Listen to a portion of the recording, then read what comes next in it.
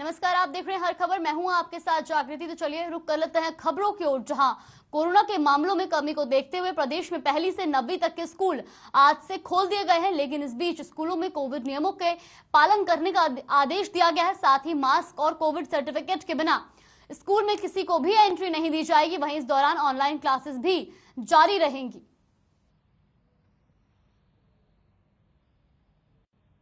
तो जहां कोरोना के मामलों में कमी को देखते हुए प्रदेश में अब पहली से 9वीं तक के स्कूल आज से खोल दिए गए हैं। साथ ही साथ सभी कोविड नियमों के पालन करने का भी आदेश दिया गया है। इसके अलावा मास्क और कोविड सर्टिफिकेट के बिना स्कूल में किसी भी छात्र को एंट्री नहीं दी जाएगी। वहीं इस दौरान ऑनलाइन क्लासेस भी जारी रहेंगी। स्कूली छात्रों के पास ऑनलाइन मोड में भी क्लासेस लेने का विकल्प रहेगा। साथ ही साथ स्कूल में सभी को एंट्री के लिए मास्क लगाना जरूरी होगा। जुलाना में भी आज से पहले से लेकर 9वीं तक के स्कूल खोल दिए गए हैं। कोविड नियमों के साथ प्रदेश में स्कूल खुले हैं। बता दें कि स्कूल में आने वाले बच्चों की एंट्री के दौरान उनकी थर्मल स्क्रीनिंग की जाएगी, जिसके लिए कर्मचारियों की ड्यूटी लगाई गई है। जो भी विद्यार्थी स्कूल आ रहे हैं उनका टेम्परेचर भी चेक किया जा रहा है और हाथों को सैनिटाइज किया जा रहा है। साथ ही विद्यार्थियों को मास्क लगाने और सोशल डिस्टेंस का पालन करने के निर्देश भी दिए गए हैं। वही विद्यार्थियों का कहना है कि उन्हें स्कूल में आकर बहुत अच्छा लग रहा है।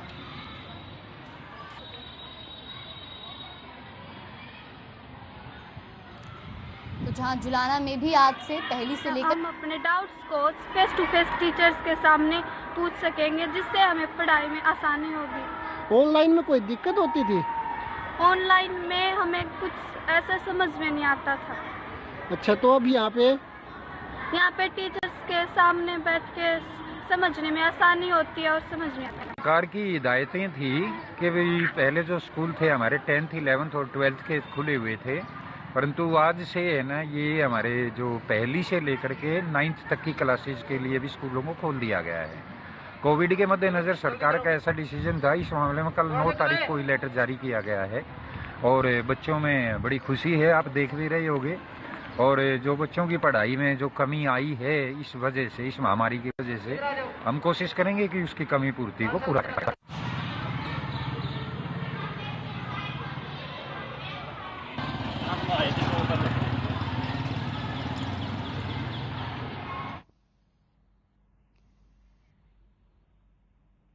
देश में कोरोना के 67,084 नए मामले सामने आए हैं, जबकि 1,67,882 लोग कोरोना से ठीक हुए। वहीं देश में कोरोना के चलते एक दिन में 1,241 लोगों की मौत हो गई। बता दें कि देश में कोरोना का रिकवरी रेट 96.95% के पार पहुंच गया है।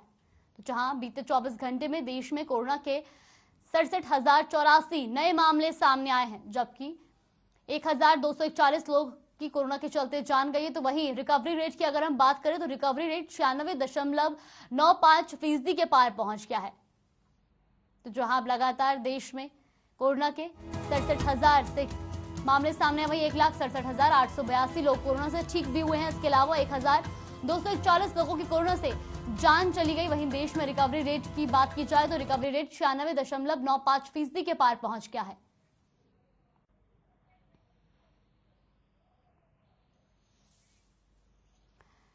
तो देश में बीते 24 घंटे में कोरोना के 67,084 नए मामले सामने आए हैं।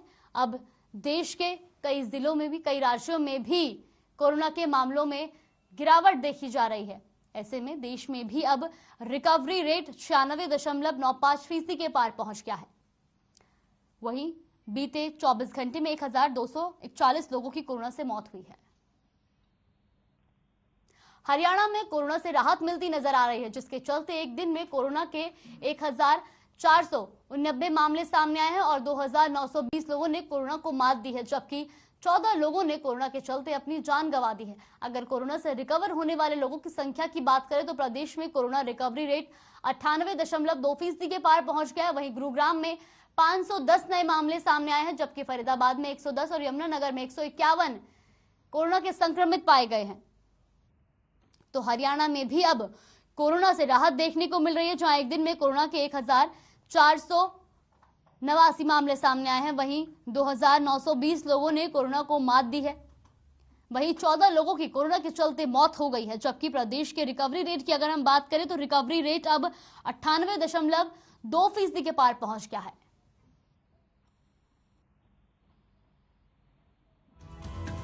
तो एक दिन में जहां हरियाणा में कोरोना के 1489 मामले सामने आए, वहीं 2990 लोगों ने कोरोना को मात दी है। वहीं कोरोना के चलते जहां 14 लोगों की मौत हुई है, तो वहीं प्रदेश में रिकवरी रेट 98.2% के पार पहुंच गया है। वहीं गुरुग्राम में 510 नए कोरोना संक्रमित मिले हैं, तो फरीदाबाद में 110 और यमुनानगर में 151 कोरोना के संक्रमित पाए गए हैं। इसी के साथ बीते 24 घंटे में 14 लोगों ने कोरोना के चलते अपनी जान गंवाई है। वहीं अगर प्रदेश के रिकवरी रेट की हम बात करें तो रिकवरी रेट भी अब 98.2% के पार पहुंच गया है। वहीं हरियाणा विधानसभा के बजट सत्र को लेकर सत्ता पक्ष और विपक्ष दोनों तैयार हैं। जहां सत्ता पक्ष बजट को लेकर लगातार बैठक कर रहा है, तो वहीं विपक्ष ने भी अब अपनी रणनीति को धार देना शुरू कर दिया है। देखिए रिपोर्ट।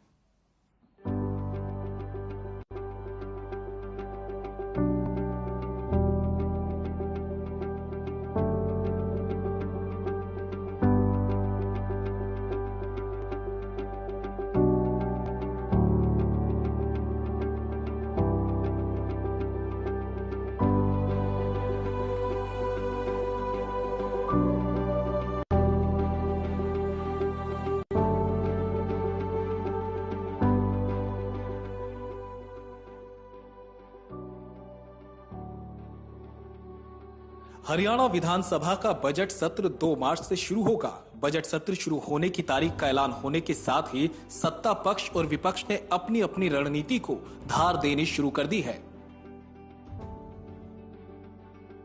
जहां सत्ता पक्ष की ओर से लगातार बैठकों का दौर चल रहा है, तो वहीं विपक्ष भी सरकार को घेरने के लिए रणनीति बनाने में जुट गया।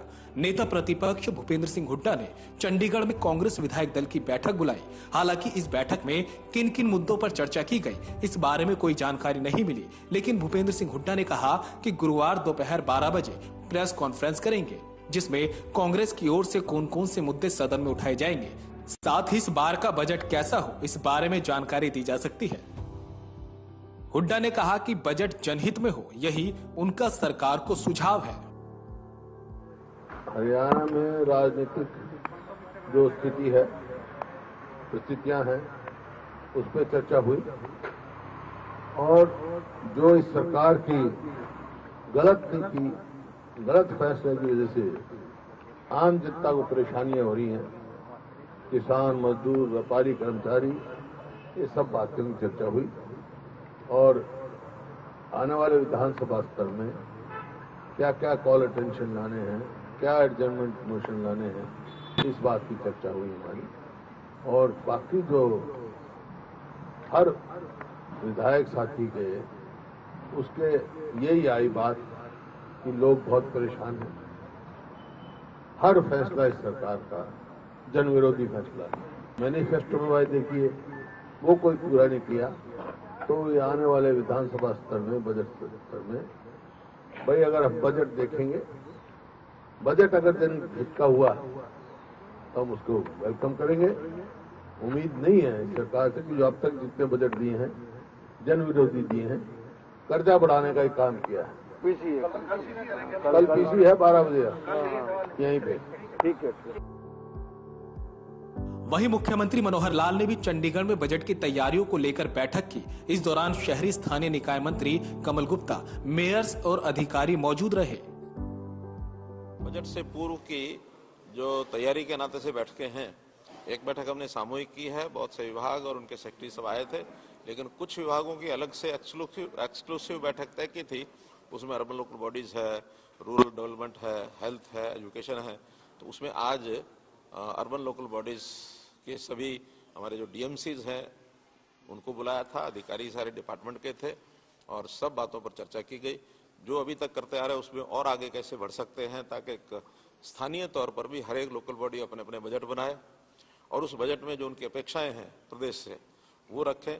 हमारा जब बजट 2 तारीख को उसके एस्टिमेट्स हो जाएंगे, हमने जो उनके लिए एलोकेशन करनी है उसमें हम अपनी ओर से घोषित करेंगे और बाद में 15 तारीख के बाद 15 मार्च से लेकर के और 30 मार्च के बीच में सभी अर्बन लोकल बॉडीज अपने अपने बजट बना करके और उसकी सूचना प्रदेश को भेज देंगे, ताकि किसी प्रकार की कोई उनको गाइडेंस देनी है तो उसके बाद वो गाइडेंस भी उनको दे सकें। बजट तो पहले भी बनते हैं, लेकिन ध्यान में यह है कि अभी उतनी गंभीरता से वो बजट नहीं बनाए जाते और रियलिटी से काफ़ी दूर रहते हैं। लेकिन अभी रियलिटी के नज़दीक आकर के बजट बनाएं ताकि प्लानिंग ठीक बने और फिर उनकी अपनी एक जो सेल्फ गवर्नमेंट है उसका एहसास भी उनको हो, क्योंकि इनकम, निश्चित इनकम प्रदेश से, सेंटर से जो फंड्स मिलते हैं वो तो है ही है, अपनी स्वयं की इनकम भी कैसे वो बढ़ा सकते हैं जिसमें से अपने विकास के कामों को तेज गति से कर सकें। इसमें जो उनके कमिटेड एक्सपेंसेस हैं वो हमने सुनिश्चित किया है कि जो प्रदेश से हम फंड्स देते हैं उसमें हर महीने कमिटेड एक्सपेंसेस उनको जरूर मिल जाए, ताकि किसी प्रकार की सैलरी का, बिजली के बिल का, कोई रेंटल कोई एक्सपेंस है उनका, उसमें कठिनाई ना आए, वो रेगुलर काम चलते रहे और विकास के नाते जो फंड्स इधर से मिलते हैं या फिर वो अपने फंड जितना उनकी इनकम है उसमें से ज्यादा विकास के काम वो करवा सके। 74वां अमेंडमेंट जो हुआ था संविधान में, उसमें ये कहा गया है कि ये सब स्थानीय जो इकाइयां हैं, चाहे पंचायती राज है, चाहे अर्बन लोकल बॉडीज हैं, वो अपने पैरों पर खड़ी हों और उनमें 18 फंक्शंस बताए गए हैं कि वो 18 फंक्शंस वो अपने आप करें। उसमें फंड्स केंद्र से भी आते हैं, प्रदेश से भी जाते हैं। हमारा जो स्टेट फाइनेंस कमीशन है उसके माध्यम से हर वर्ष कितने फंड्स जाने हैं, जैसे पिछले वर्ष 6% का एक कमिटमेंट था, इस बार 7% का किया है। बल्कि इस बार कमीशन ने रिकमेंड किया कि 2% फंड्स स्टेट गवर्नमेंट अपने हाथ में अलग से वो जो कम आय की जो हमारी म्यूनिसिपैलिटीज हैं उनको देने के लिए डिस्क्रिप्शन भी अपने हाथ में रखें। वो मोर और लेस 9% वो जाता है। 2% जो रजिस्ट्रेशन का यानी जो मिलता है स्टाम्प ड्यूटी, वो स्टाम्प ड्यूटी भी उनको अलग से दी जाती है। और बिजली के जो बिल होते हैं उसमें भी 2% के जो सरचार्ज है वो म्यूनिसिपैलिटीज के लिए, म्यूनिसिपल में म्यूनिसिपैलिटीज के लिए, गांव में, ग्रामीण क्षेत्र में गांव की पंचायत के लिए वो भी रिजर्व किए गए हैं। इसलिए वहां स्थानीय इकाई पर इनकम कैसे ज्यादा बढ़े इसके लिए प्रदेश भी सहायता करता है। स्थानीय तौर पर कुछ योजनाएं वो बना सकते हैं, लेकिन बहुत बड़ा कोई टैक्सेस का बोझ स्थानीय जनता पर उनके कारण से आएगा ऐसा नहीं है। इसमें गाइडेंस तो स्टेट की ओर से उनको दी जाती है। अभी नई एडवर्टाइजमेंट पॉलिसी हम लेकर के आ रहे हैं, उसमें भी म्यूनिसिपैलिटीज की इनकम का काफी बड़ा साधन बनेगा। देखिए, क्योंकि मिस हैंडलिंग तो कुछ लोगों ने की है, खास करके हमने भ्रष्टाचार को रोकने के लिए या जो अनप्लैन्ड डेवलपमेंट चल रही थी उसमें 7A को लगा करके, ताकि जो अनअप्रूव्ड कॉलोनीज जो जगह जगह बनने की जो एक प्रवाह चला हुआ था उसको रोकने के लिए नहीं बनाया था। फिर भी कुछ जगह उसकी अनदेखी करके बिना NOC के और रजिस्ट्रियां जो की गई हैं उसमें से डिपार्टमेंट की फाइंडिंग ये है तो उनके खिलाफ एक कार्रवाई करने के लिए लिखा है। तो एक अच्छा स्वागत योग्य स्टेप है कि ये भ्रष्टाचार को रोकने के लिए सारे काम उनको करने हम करेंगे। वहीं आने वाले दिनों में कई विभागों के साथ मुख्यमंत्री इस तरह से चर्चा करेंगे। कल भी हरियाणा कैबिनेट की बैठक हुई जिसमें फैसला लिया गया। बैठक में 28 एजेंडों पर चर्चा हुई। बजट सत्र 2 मार्च से शुरू होगा। धर्मांतरण विरोधी कानून पेश होगा। 12 मार्च तक चल सकता है बजट सत्र। 7 या 8 मार्च को पेश हो सकता है बजट। 20 से अधिक पुराने कानूनों को निरस्त किया जाएगा। हालांकि आगे भी सत्ता पक्ष और विपक्ष की ओर रणनीति बनाई जाएगी। मुख्यमंत्री मनोहर लाल कई और विभागों के साथ बैठक करेंगे। वहीं एक बार फिर 22 फरवरी को कांग्रेस विधायक दल की बैठक होगी। जाहिर है ये बजट सत्र काफी हंगामेदार रह सकता है। यही वजह है कि दोनों ओर से अपनी तैयारियों को अंतिम रूप दिया जा रहा है।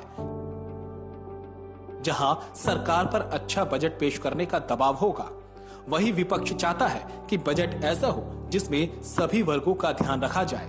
ब्यूरो रिपोर्ट, हर खबर।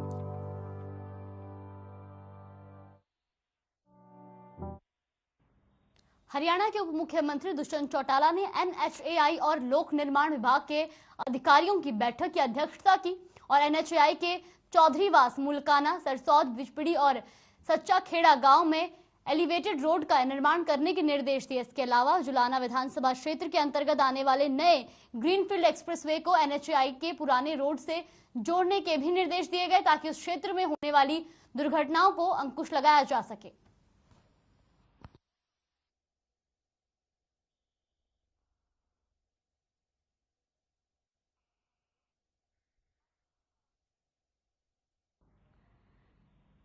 वहीं डिप्टी सीएम दुष्यंत चौटाला ने विकास एवं पंचायत विभाग और हरियाणा जल संसाधन प्राधिकरण के अधिकारियों की संयुक्त बैठक की अध्यक्षता की। बैठक में उन्होंने निर्देश दिए कि हरियाणा के ग्रामीण क्षेत्र में फिरनी की सड़कों के साथ ही पानी की निकासी के लिए ड्रेनेज सिस्टम बनाया जाए ताकि सड़कें मजबूत रहें और ग्रामीणों को असुविधा का सामना न करना पड़े। पुराने तालाबों को भी प्राथमिकता से साफ कराया जाए ताकि पशुओं को पीने के लिए स्वच्छ पानी मिल सके और गंदे पानी से होने वाली बीमारियों से बचा जा सके। इसके लिए प्रदेश के हर गांव की प्रत्येक गली का सर्वे किया जाएगा। सर्वे करने की ड्यूटी ग्राम सचिवों की लगाई जाएगी।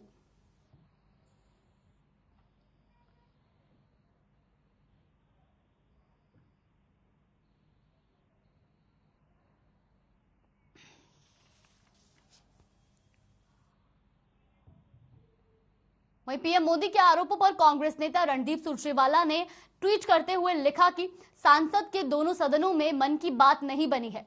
उन्होंने ये भी लिखा कि अब तो मतदान के पहले 1 घंटे टीवी पर भी राजा की घबराहट साफ है और डर गहरा है, मगर जनता तो अपना मन बना चुकी है। वहीं कल गरीब, किसान, मजदूर, नौजवान और आम जनता मतदान से इसका जवाब देंगे।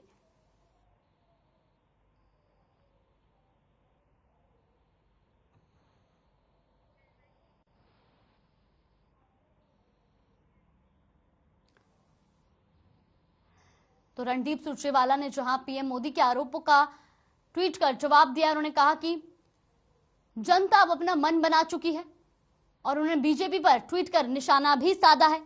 उन्होंने कहा कि दोनों सदनों में मन की बात नहीं बनी तो अब मतदान के पहले 1 घंटे टीवी पर भी राजा की घबराहट साफ है और डर गहरा, मगर जनता तो अपना मन बना चुकी है। वही इनेलो सुप्रीमो ओम प्रकाश चौटाला इन दिनों पूरे हरियाणा के दौरा कर रहे हैं और कार्यकर्ताओं से मिल रहे हैं। इसी कड़ी में आज कैथल में ओम प्रकाश चौटाला एक कार्यकर्ता के घर पहुंचे और कार्यकर्ताओं से मिले। वही ओम प्रकाश चौटाला ने प्रेस कॉन्फ्रेंस की और कहा कि बाबा राम रहीम की फरलों का भारतीय जनता पार्टी को पंजाब में कोई फायदा होने वाला नहीं है। उन्होंने चुटकी लेते हुए कहा कि अगर जेल में बंद सभी अपराधियों को छोड़ दिया जाए तो क्या इससे कोई फायदा होता है, उल्टा इससे लोगों में नाराजगी बढ़ती है।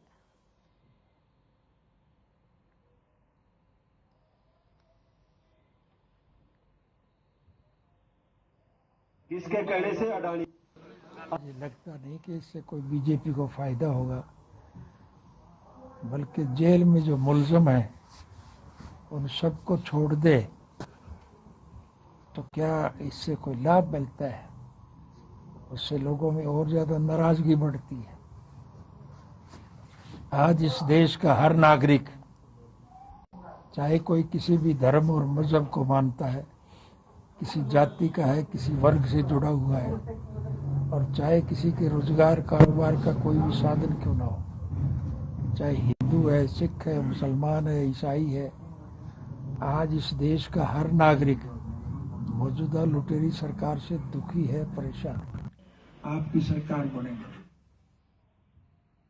वहीं चौधरी चरण सिंह HAU और किसानों के बीच बैठक में दोनों पक्षों में सहमति बन गई है और दोनों पक्षों के बीच का विवाद सुलझ गया है। वहीं दोनों पक्षों के बीच चली बैठक में सौहार्दपूर्ण वातावरण हुई। इतना ही नहीं, सहमति बनने के बाद इस मामले का पटाक्षेप हो गया है। तारीख को हमने VC साहब के साथ मीटिंग की थी, उन्होंने गलती मानी। चौधरी चरण सिंह के नए साल के कैलेंडर के ऊपर जो उनका चित्र गायब कर दिया गया था, उसकी अपने जूनियर अधिकारियों का कसूर मान्या, तसल्ली करने के बाद और माफी मांगी।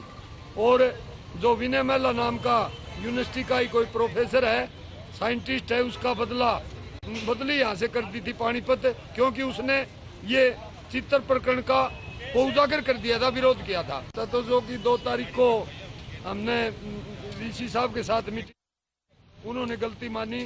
चौधरी चरण सिंह के नए साल के कैलेंडर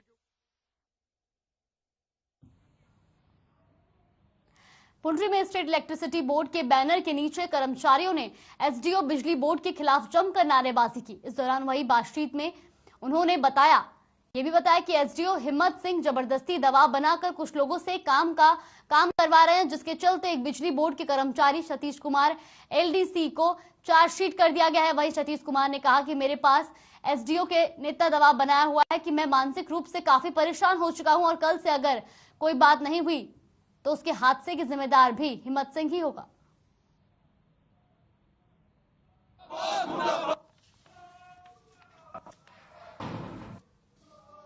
सर, मेरा कहना यह है कि एसडीओ ने बिल्कुल तानाशाही और बिल्कुल गलत रवैया अपनाया हुआ है। ये क्लैरिकल स्टाफ से लेकर टेक्निकल स्टाफ को बहुत ज़्यादा तंग कर रहा है, नाजायज मानसिक प्रेशर बना रहा है और इसमें से मैं खुद ही पीड़ित हूँ।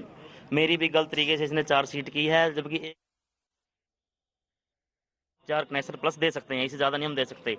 तो इसने तीन कर्मचारियों का काम, जिस काम पे पहले 3 एलडीसी काम करते थे, इसने मेरे से वो जबरदस्ती करवाया जा रहा है। इसके द्वारा दबाव में मेरे से ऑर्डर साइन करवाए गए और इससे मैं इतना मानसिक प्रेशर में हूँ कि मेरे साथ कुछ भी घटना होगी तो ये एसडीओ ही जिम्मेवार होगा। बिल के लिए खड़े जी, मीटर बिल सही करवाना। तो किससे मिलना था? एसडीओ से मिलना था जी। अभी तक नहीं आया? नहीं आया जी। 11 बच्चों के अभी तक एसडीओ नहीं और आया। 2 घंटे के जी खड़ी हुई ना मनाया। समस्या जो हमारे नंबर 1 के एसडीओ हिम्मत सिंह है, वो बहुत तानाशाही रवैया अपनाए हुए हैं।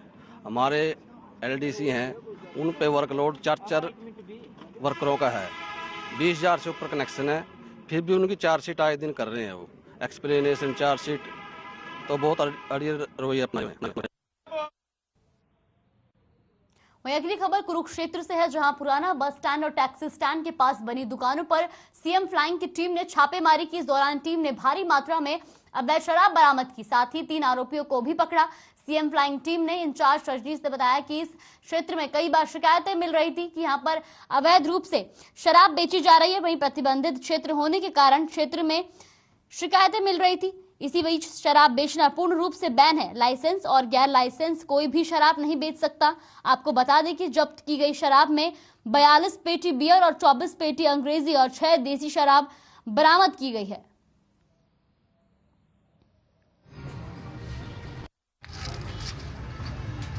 जी, यहाँ पर काफ़ी टाइम से कंप्लेंट आ रही थी कि यहाँ पे शराब बेची जा रही है।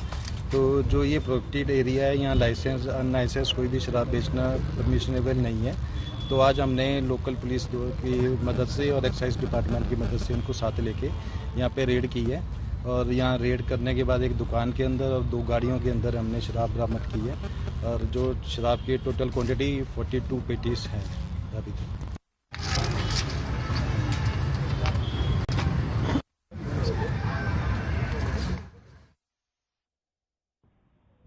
वहीं अगली खबर गुरुग्राम से है, जहां केंद्रीय जांच एजेंसी इनकम टैक्स ने एक बड़ी कार्रवाई को अंजाम देते हुए देश के बेहद चर्चित 7 बड़े इंटीरियर डिजाइनरों के यहां छापेमारी की है। दिल्ली से गुरुग्राम के करीब 20 से ज्यादा इंटीरियर डिजाइनरों के यहां छापेमारी को अंजाम दिया जा रहा है। इनकम टैक्स के विशेष सूत्रों के मुताबिक करीब 20 से ज्यादा लोकेशन पर इस सर्च ऑपरेशन को अंजाम दिया जा रहा है। वहीं आधा दर्जन से ज्यादा इंटीरियर डिजाइनर के आवास दफ्तर के साथ अन्य लोकेशन पर छापेमारी की जा रही है।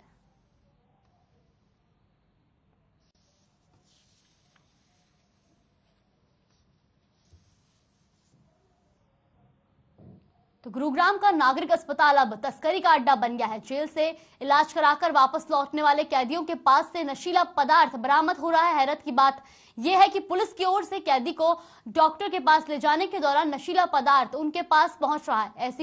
ऐसा ही एक मामला भोंडसी थाना पुलिस ने दर्ज किया गया है, जहां जेल प्रशासन ने भोंडसी थाना पुलिस को शिकायत दी है। पश्चिम बंगाल निवासी आरोपी जलील मलिक की तलाशी ली गई। वहीं आरोपी के पास 10 ग्राम नशीला पदार्थ बरामद हुआ।